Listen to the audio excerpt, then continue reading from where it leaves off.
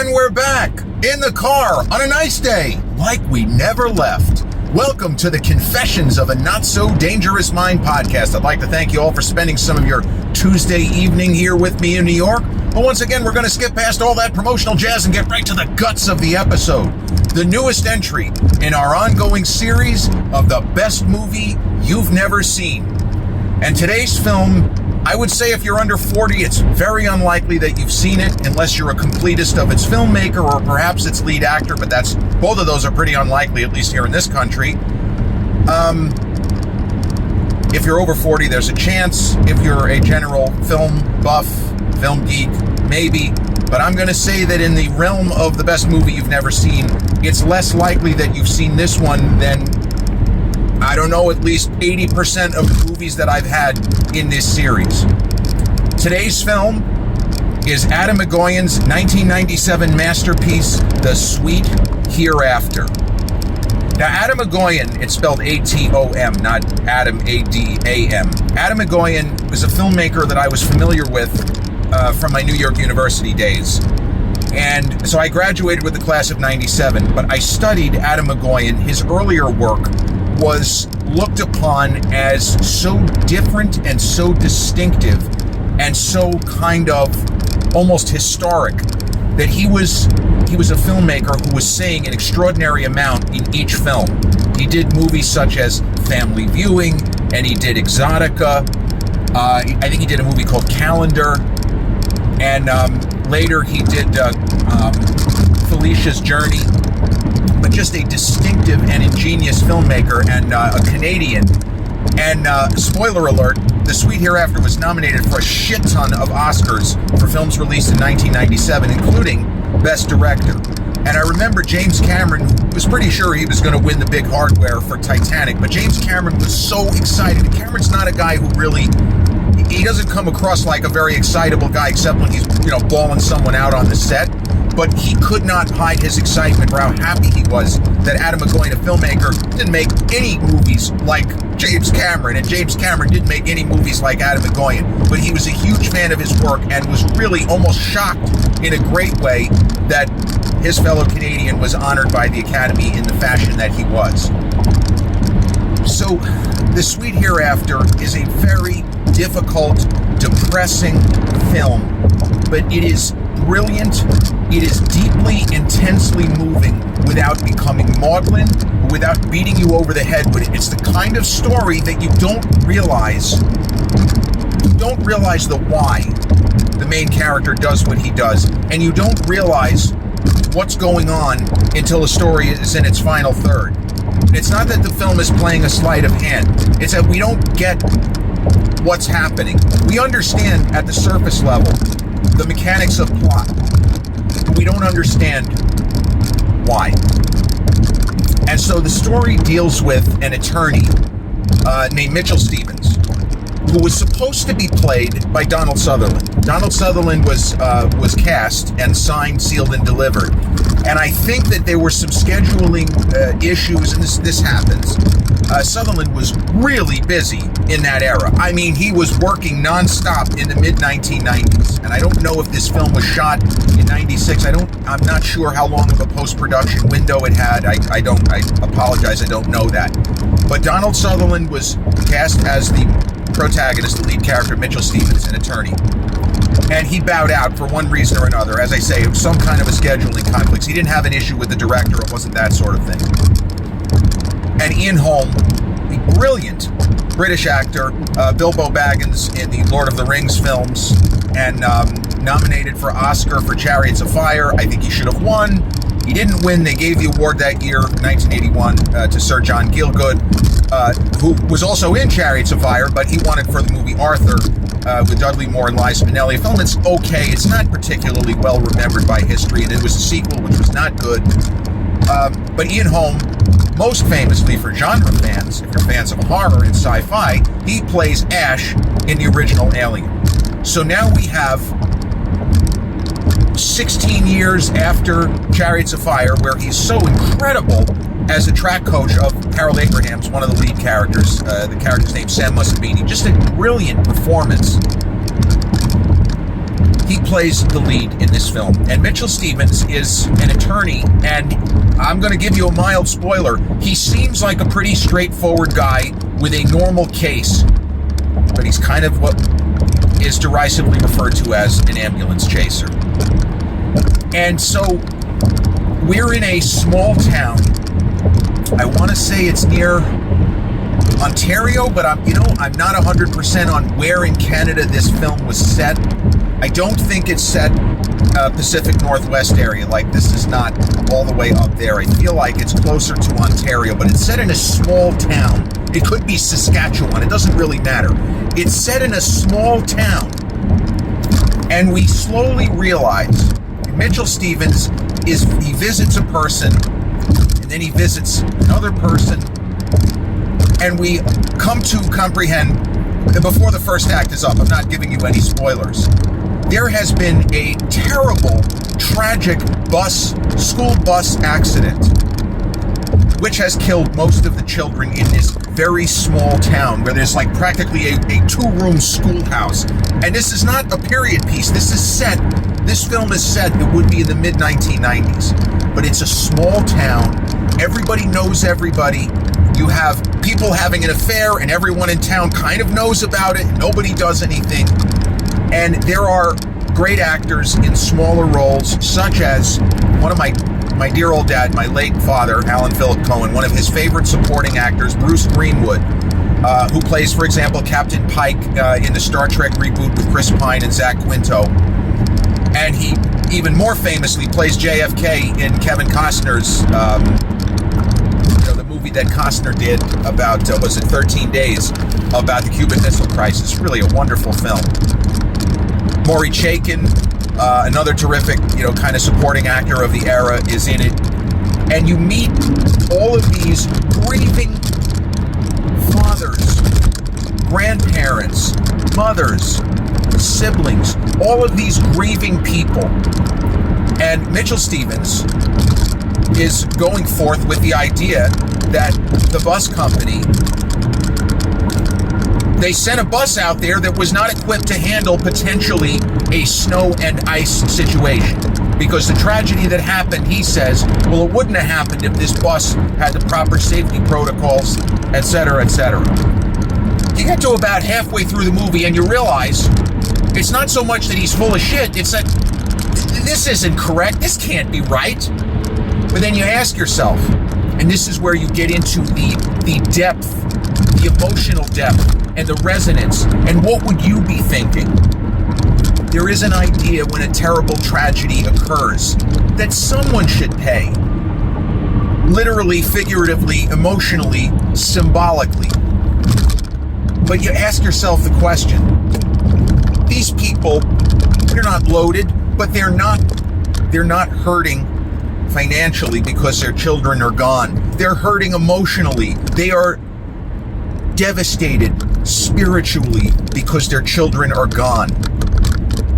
Do we really need to go through the horror of a court case trying to prove that the bus wasn't put together properly, which would be almost impossible to prove in court anyway?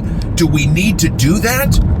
And if they make a couple of extra shekels, it doesn't bring their children back. The movie plays with all of this without hitting us over the head. It is so restrained. It is such an extraordinary emotional film without preaching or without the filmmaker going for the jugular, no pun intended, as far as trying to wring tears from the audience. It is incredible filmmaking. And I was going to say some of the other performers in the film, the lead actress in the world of this movie, the actress is Sarah Polley, who is also a filmmaker. You've probably seen her. She was in what I think was Zack Snyder's first big film. She was in The Dawn of the Dead from 2004. Was Ving Rhames in that? I think Ving Rhames was in that. She gives a really good performance. She was in the movie Go from the mid-2000s also, maybe a little bit later. That was a kind of a culty film. A lot of people loved it. And she also has become a filmmaker. She did a movie which I really like called Away From Her, with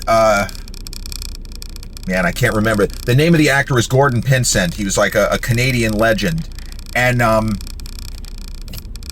it'll come to me at another time. It's a famous actress. She starred with Warren Beatty in, this is pathetic that I can't remember the name of this movie. McCabe and Mrs. Miller. Julie Christie. I knew I would get it. So Julie Christie made a movie with Gordon Pinsent called Away From Her.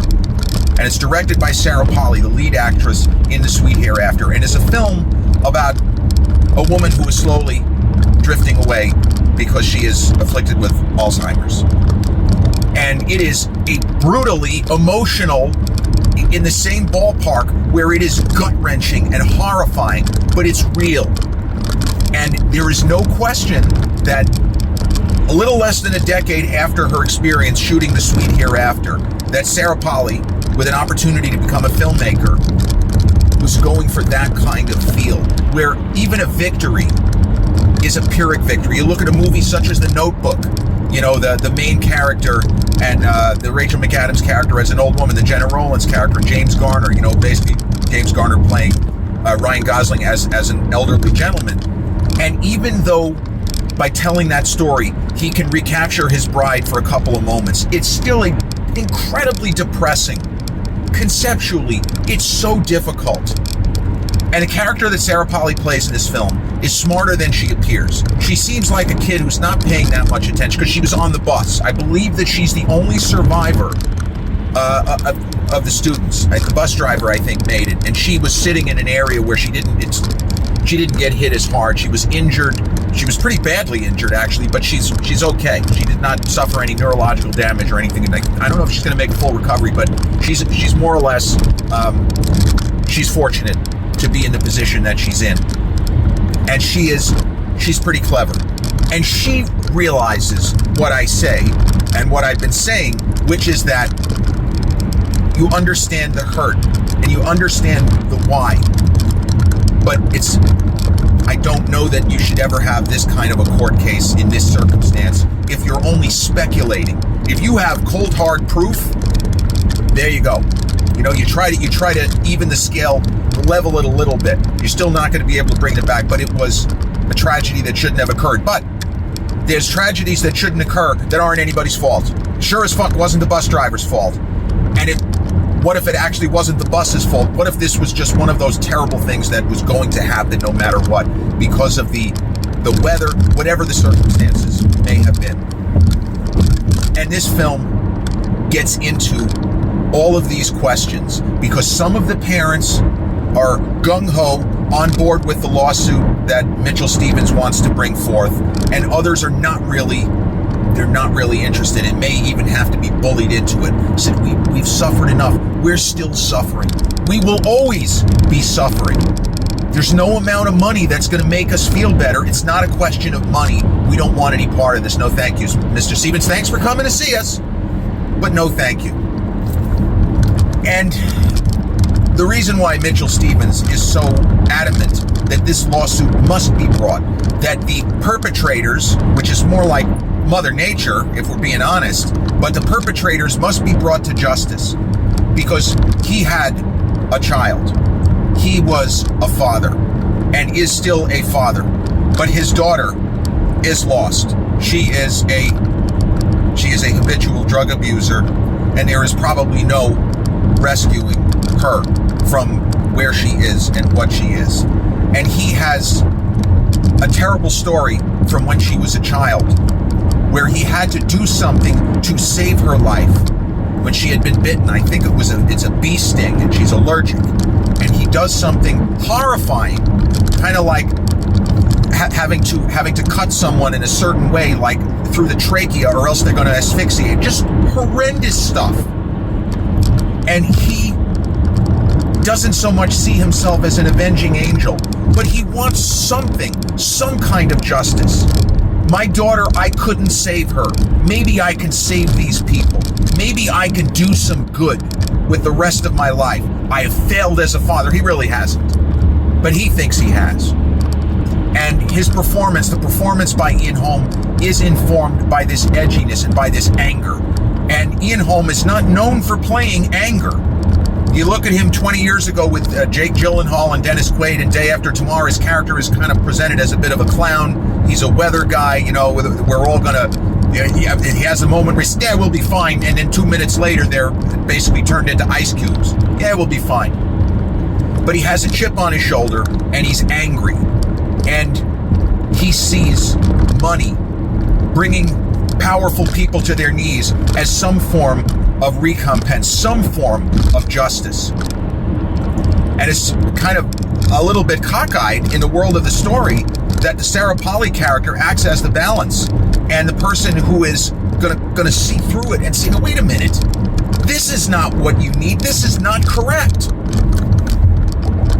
And I don't want to spoil any more. This is not a story of plot twists or, you know, conceptual, oh my God, I never thought something like this. No, this is a quiet character study of a number of different characters. It is a film about grieving.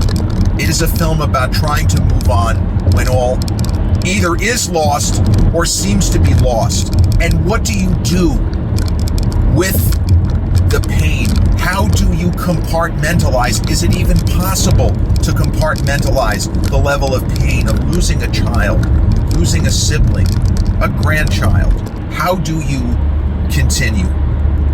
And maybe by the end of the story, Mitchell Stevens has a better idea of how to continue living his life than he has at the beginning of the film when we first meet him, and we see him in an entirely different light. And let me say, no spoilers, this is not an evil man.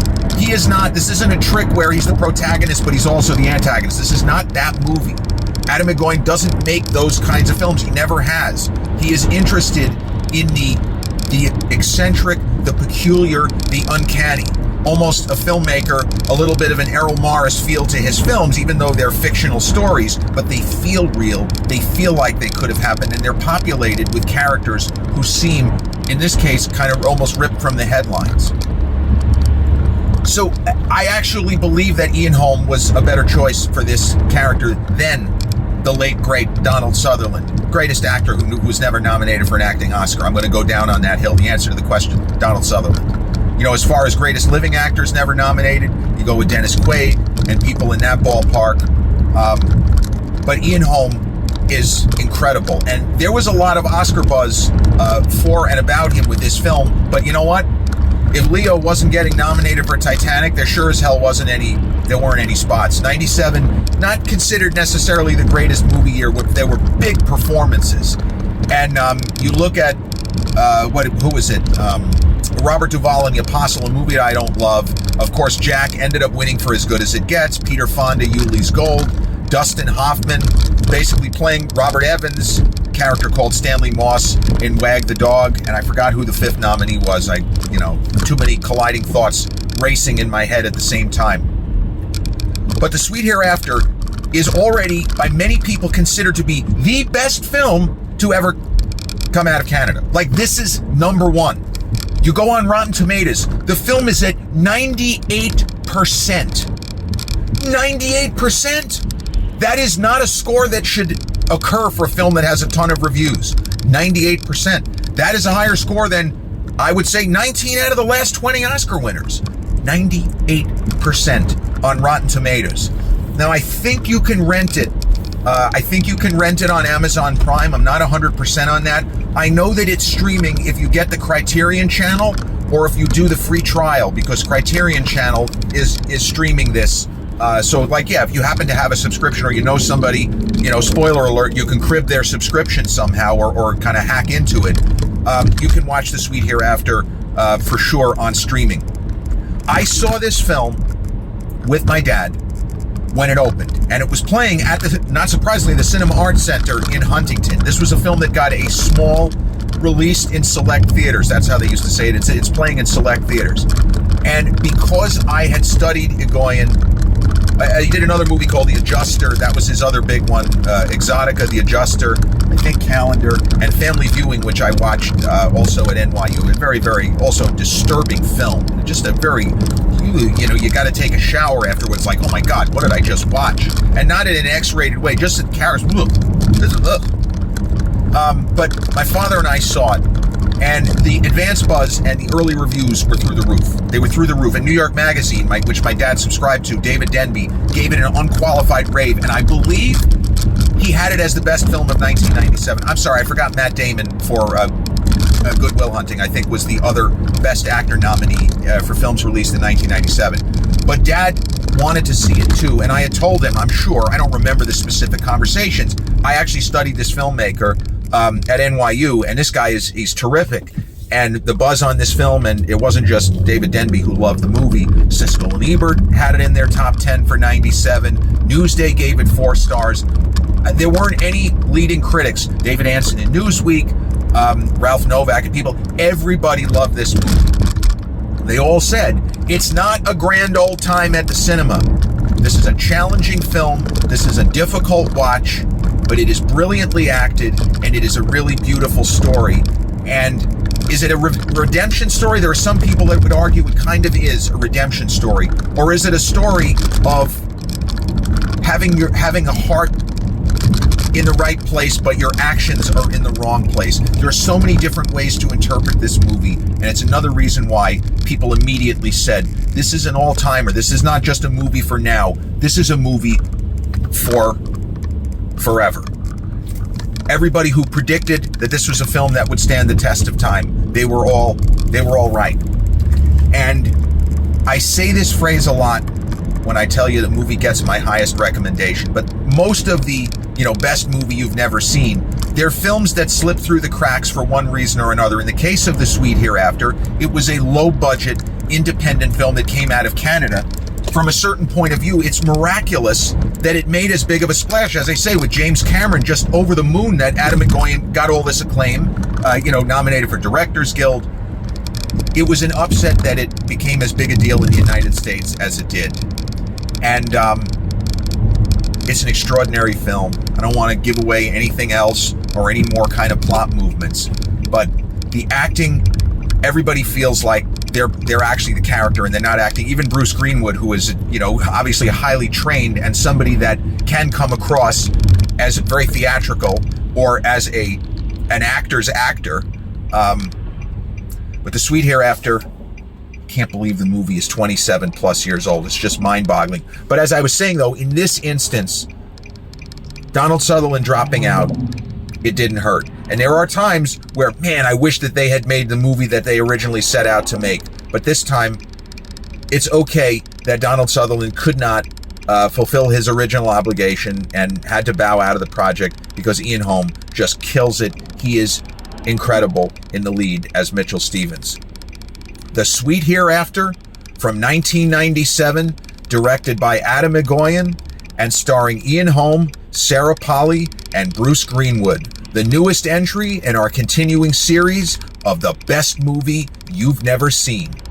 This has been episode 478 of the Confessions of a Not So Dangerous Mind podcast. I'd like to thank you all for spending some of your Tuesday early evening here with me in New York. And if you check out this episode on the YouTube channel, haven't done so already, please click like, subscribe, comment, share, turn on those notifications. Or if you catch this episode on the audio platforms such as Podbean, Spotify, iTunes, or the others in which we're hosted, same general rule applies. Click like, subscribe, share, and turn on those notifications. I'll be back with a new episode real soon. Until then,